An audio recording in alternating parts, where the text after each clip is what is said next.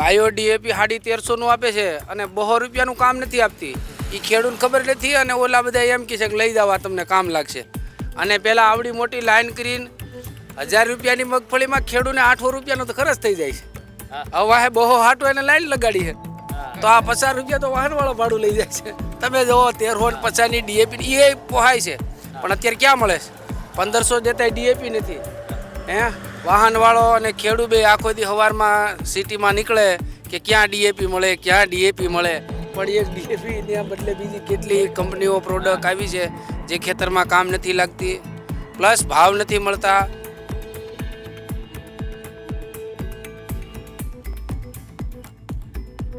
કોરોનામાં આવી ગયો તો રોજ 1 કિલો ઘટતો, 1 મહિનો દવાખાનામાં રહ્યો અને 85 કિલો હતો ને 65 થઈ ગયો. અત્યારે પાછો 85 થઈ ગયો છું. એવો આપણો ખોરાક છે અને એને બસાવી લીધો છે. આખા ગામમાં મારે એકને જ કોરાનો હતો, ભેઠુડા ચોટીલા તાલુકાનો છું. ઓર્ગેનિક કરે એટલે પોતાને 2000 થી 2500 રૂપિયા માંડવીના ભાવ મળવા પડે. પહેલી વાત તો એ જ છે, કારણ કે એમાં છે દવા નથી છાંટવાની, તો એના માટે નિંદામણ નાશક અત્યારે દવા ન નાખે તો એટલું નિંદામણ થાય. અત્યારે 500 રૂપિયા દાડી હાજરી છે, તો 500 રૂપિયા દાડી લઈને ખેડૂત કરાવે, 2 વખત લીધે તો એ વીઘો 20 મણનો ન પડે ને. વીઘો 20 મણનો પડે, 4 વખત લીધે તો એમાં 500 5000ના દાડીએ જ લગી જાય છે.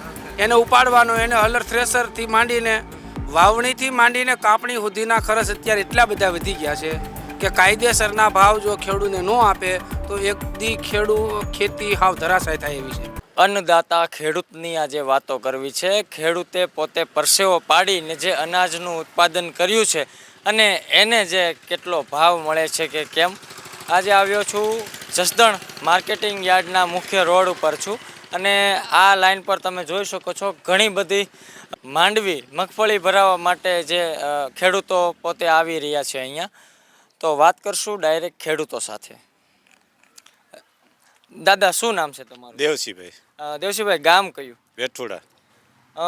અત્યારે તમે અહીંયા જે આ મગફળીનો ભરાવો કરવા માટે આવ્યા છો, વેચવા માટે, તો એનું લઈને તમને કેવો ભાવ મળશે અને કેવી પરિસ્થિતિઓથી અત્યારે તમે લાઈનમાં ઊભા છો? હા, એ તો એવું કે આમાં આડતિયા હોય, વેપારી હોય કે 1100 કે 1200 કે એ આપણા નસીબમાં હોય, પૈસા થાય. તમારો અનુભવ કેવો રહ્યો? આ જે મહેનત છે, આમ તો ખેડૂતોની બહુ કપરી મહેનત હોય, આજે લાઈનમાં ઊભા છો ને એના વિશે શું કહેશો? લાઈનમાં ઊભા છે, સવારના હેરાન તો થાય છે. હવે અમારો 3 વાગ્યે જો વારો આવે અને જે ભાગમાં હશે ને ઉપરવાળો દસી લઈ લઈશું. અને દાદા બીજું કે હમણાં મોસમ વધારે પડતી આવી તો એનું કેવું રહ્યું પરિણામ? કારણ છે દાળિયા મળતા ન હોય તો થોડીક તકલીફ તો થાય ને, એટલે 5 દી આગા પાછું આપણે પીત થાય, ખેતી થાય, એવું આગા પાછું થયા કરે. બીજું તો શું આપણે વાત કરીશું. તમારી ઉંમર કેટલી દાદા? 5 વર્ષ. હા દાદા, જિંદગીમાં ઘણા બધા ચડ ઉતાર જોયા હોય, આ યુવાનોને કેવો સંદેશો આપશો કે ખેડૂતને ખેતી તરીકેની જે મહેનત છે હવે તો લગભગ એવું બને છે કે કરવામાં બધાને ઓછી પડી ગઈ, મહેનત નથી કરવી એવું બધું છે? મહેનત નથી કરતા. હું કણબી ભેગો 20 વર્ષ રહ્યો છું. રાતના 2-2:30 વાગ્યે હોય તે મને ઉઠાડતા હોય, હું હાથી રહેતો. તીકમેથી ટાશ ભરીને ભરતા હતા કે એના ખૂબ દાહોલા કર્યા છે મેં કણબી ભેગા. પણ ઓલી થોડીક લાજ રાખીને અટાણે આમ સારી હાથ ભગવાનના માથે છે અને તમારા જેવાને જાયુભાઈને બહુ સારું છે. દાદા, આ ઓલા જેવું છે એસી ઓફિસમાં બેસીને આમ તબિયત તમારે આ ખેડૂત તરીકે આ સમય પ્રમાણે તમારો જે બાંધો છે શરીરનો એ કેવો રહે? હાઈ ક્લાસ, ભગવાનની કૃપા કેવી છે? એ ખરેખરી છે. કોરોનામાં આવી ગયો તો રોજ 1 કિલો ઘટતો, 1 મહિનો દવાખાનામાં રહ્યો અને 85 કિલો હતો ને 65 થઈ ગયો. અત્યારે પાછો 85 થઈ ગયો છું. એવો આપણો ખોરાક છે અને એને બસાવી લીધો છે. આખા ગામમાં મારે એકને જ કોરાનો હતો, ભેઠુડા ચોટીલા તાલુકાનો છું.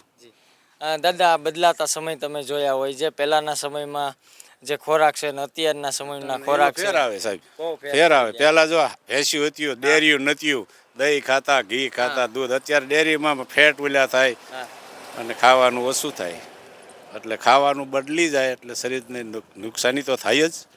તમે જો ઘાટું દૂધ તમે ન ખાઈ શકો, પાણી નાખીને, પણ એ સિટીમાં પાણીવાળું જ હોય, પછી વગરવું પડે. દાદા બીજું કે જે યુવાનો અત્યારે આપણે જો કહીએ કે દોડાદોડીમાં સિટીમાં રહેતા હોય દોડાદોડીમાં ના ગામડાઓમાં મેં જોયું શાંતિ. હું આમ તો સુરતથી છું, આ ઘણા પ્રવાસો કર્યા, પણ જે અહીંયા શાંતિ છે, જે ભલે સગવડતા થોડી ઘણી ન હોય પણ શાંતિ છે એ એક મીઠું છે. સિટી કરતા ગામડામાં શાંતિ જ હોય. હા સિટી વાળામાં જો લાઇટ વહી જાય તો દખ.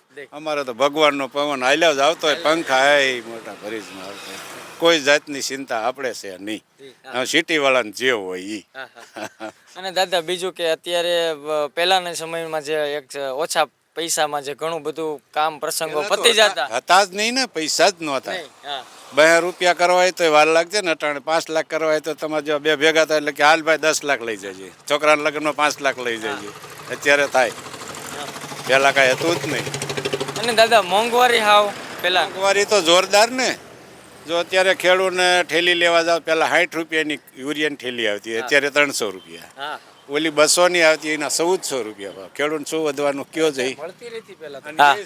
પહેલા તો જે અત્યારે ડીએપી સરકારે અસત કરી છે ડીએપીની, એવડી અસત ઊભી કરી છે તો ડીએપી મળતું નથી. તો બજારમાં જે પ્રાઇવેટ કંપનીવાળા જે જોર કરે છે અત્યારે, બાયો ડીએપી 1350 નું આપે છે અને 200 રૂપિયાનું કામ નથી આપતી. એ ખેડૂત ખબર નથી અને ઓલા બધા એમ કહે છે કે લઈ જાવ, તમને કામ લાગશે. અને પહેલાં આવડી મોટી લાઈન કરીને 1000 રૂપિયાની મગફળીમાં ખેડૂતને 800 રૂપિયાનો તો ખર્ચ થઈ જાય છે.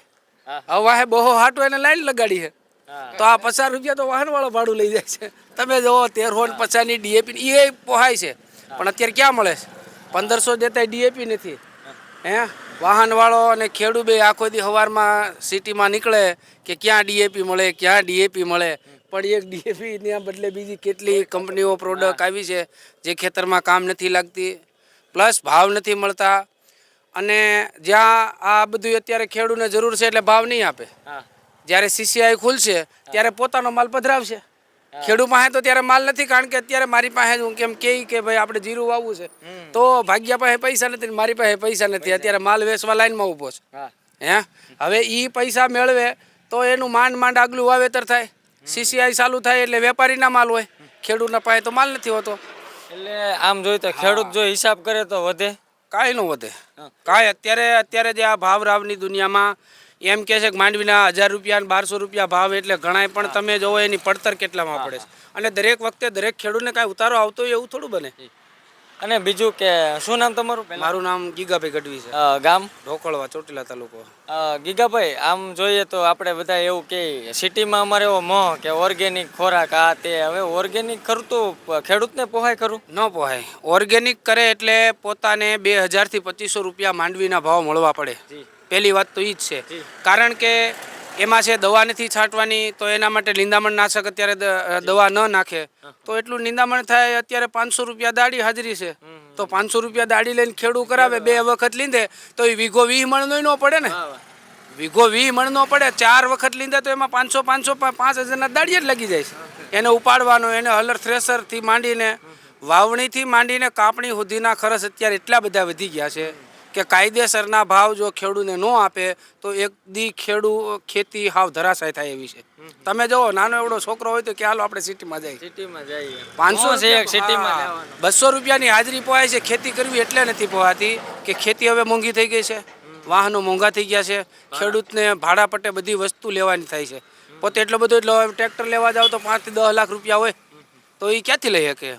અને હાલ આ સૌરાષ્ટ્રમાં મેં જોયું કે માંડવીના અલગ અલગ પ્રકાર હોય, તો જે ડાયરેક્ટ તેલ કઢાવવા માટે જે માંડવી હોય એનું વાવેતરો વધારે થતું હોય છે. હા, એનું વાવેતર વધારે છે, પણ બીટી બત્રી આવતા એનું વાવેતર ઘટમાં થયું છે.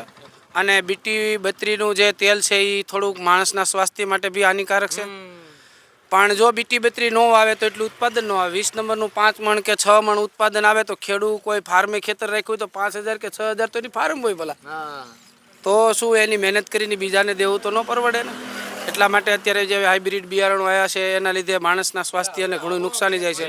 એટલે હાર્ટ એટેક છે, માનો કે હવે તો જનરલ સિટીમાં તો છે જ, પણ ગામડામાં બીપી છે, પછી ડાયાબિટીસ છે, નાના નાના વ્યક્તિઓને કેન્સર છે. અત્યારે જે નોન ઓર્ગેનિકને કારણે કેન્સરે જે ભરડો લીધો છે, ફેલાવો કેમિકલાઇઝેસ ખેતી થઈ ગઈ છે. જો એ સુધાર લાવવો હોય તો ગવર્મેન્ટે તો પહેલાં તો એને જે ભાવ છે એ પૂરતા આપવા પડે, ખેડૂત હેરાન ન થાય એવું કરવું પડે, તો જ એ સ્વાસ્થ્યને કામ લાગે. આવનારા સમયમાં કેમ લાગે છે કે આમાં થોડો સુધારોનો બદલાવ આવે? નહીં આવે. આ રાજકારણીય પ્રથાને લીધે કોઈ વસ્તુનો બદલાવ આવતો નથી. કારણ કે પોતાના ઢેબરા શેકવા માટે કેટલાય ઢેબરા બાળી દેતી હોય છે. એટલે એ ક્યારેય કોઈ દિવસ શક્ય નથી. પોતે સ્ટોલ ઊભો કરે તો પોતે ઊભો કરી દે છે. ક્યાં એ બીજા સામાન્ય લોકોને એમાં ઇન્વોલ્વ કરવા માગે છે? એ તો પોતે પોતાનું જ કામ કરવાના છે, ગમે ત્યારે બને ત્યારે. ગીગાભાઈ, આ પરિસ્થિતિમાં હમણાં જે મોસમ ગઈ, જે આ વાતાવરણ કેવું હતું અને જે વરસાદનો માહોલ જે છે એ ખેડૂતો સાથે કેવું રહ્યું, સારો કે ખરાબ? નહીં, એક 39 નંબર છે અને 66 નંબર છે અને 9 નંબર જે વહેલી પાકતી જાતોમાં ખેડૂને થોડું નુકસાન રહ્યું છે. પણ વરસાદ સારાને લીધે પાછલી જે મોલાત એટલે કે BT 32 છે, 20 G20 છે અને બીજી મગફળી છે 28 નંબર છે, એ માંડવીમાં થોડું સારું રહ્યું છે. પણ સારું રહ્યું, ઉત્પાદન સારું આવ્યું તો નિકાસ ન કરવાને કારણે અત્યારે ભાવ સાવ ગગડી ગયા છે. એડમાં 8.5 રૂપિયા ભાવ મગફળીના 1 મણ દીઠ આવે છે. 8.5 એટલે હાબુ જે કંપની વાળો વેચે છે એ 1500, 2000, 5000માં વેચે છે, જ્યારે ખેડૂતને હાવ એક નજીવા નફા સાથે મળે છે. એટલે ખેડૂત હેરાન છે.